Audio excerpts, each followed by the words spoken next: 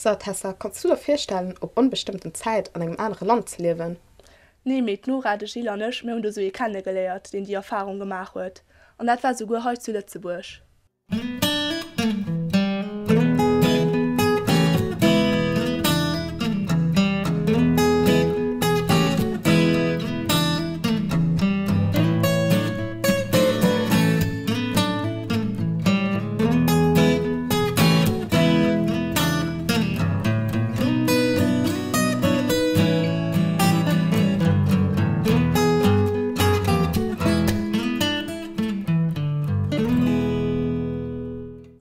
Den 52 Jahre alten Mike McCade wohnt unter 2 Jahren mit seiner Frau und seinem Beruf zu Lützeburg. Wir haben uns mit ihm an der Stadt getroffen und haben mit ihm über sein neues Leben geschwatzt.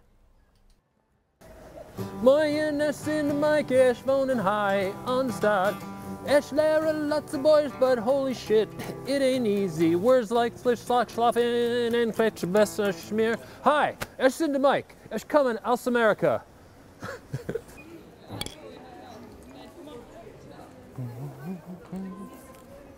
Ihn ist für allem bekannt gehen durch seine Facebook-Seite An American in Luxembourg, ob der hier seine Erlebnisse aus seinem Leben heute zu Lützeburg mit Jitfrangem deelt. Dazu gehören selber gedrehte Musikvideos, witzige Anekdoten aus seinem Leben hier in Lützeburg, aber auch Fotos von seinen Mountainbike-Touren.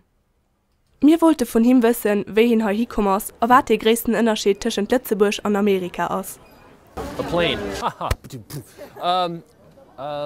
My wife got a job here. So, and we really didn't know anything about Luxembourg, but we thought, wow, that sounds cool to live in Europe for a while and see what that's like, and I love it. It's great.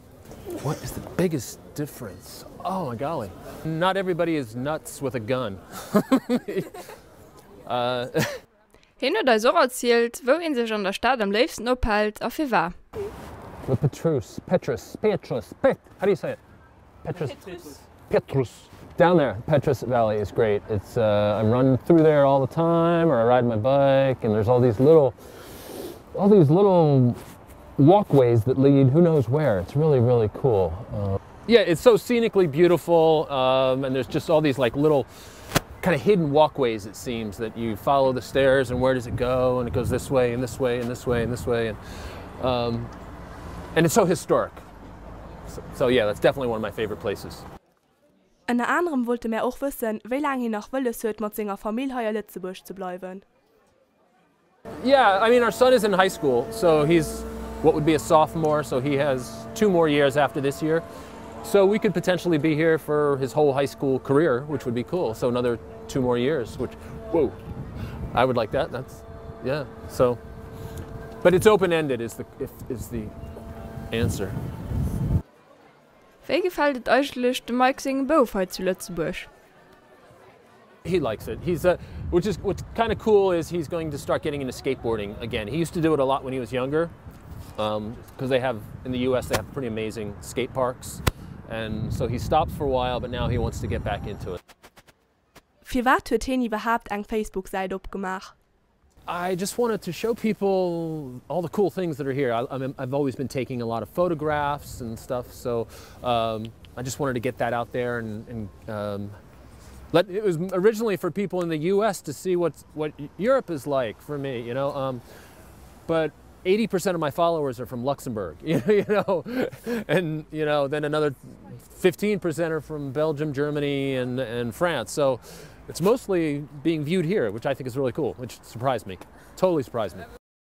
Auf seiner Facebook-Seite postet du Sachen auf Lützeburg. Wir haben ihn gefragt, wo und aus welchem Grund er als Spruch lehrt.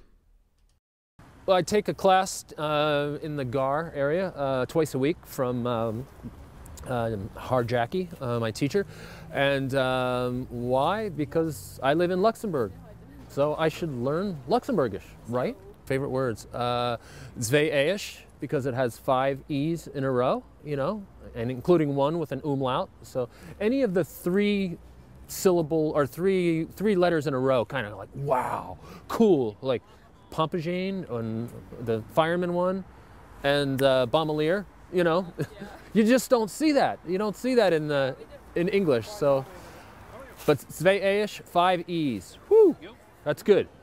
And that last one has the umlaut. It's like 5 E's, not quite enough. Let's put an umlaut on that last one. That'll do it. Okay, okay. Zu guter Letzt haben wir hier gefragt, wo war der Teuer Lützeburg fehlt. There is not enough peanut butter here. You know, I'm used to having, that's why now I'm having a peanuts chocolate house thing, because I am lacking in peanut butter, because there is just not enough peanut butter here. You have peanut butter, but it's like smooth peanut butter, but I like the big, chunky, hearty chunks of peanuts, like chunks of peanuts that are like this big. In fact, that's why I'm glad we're sitting here, because it reminds me of chunky peanut butter. So yeah, to me, that's the weirdest thing. No chunky peanut butter.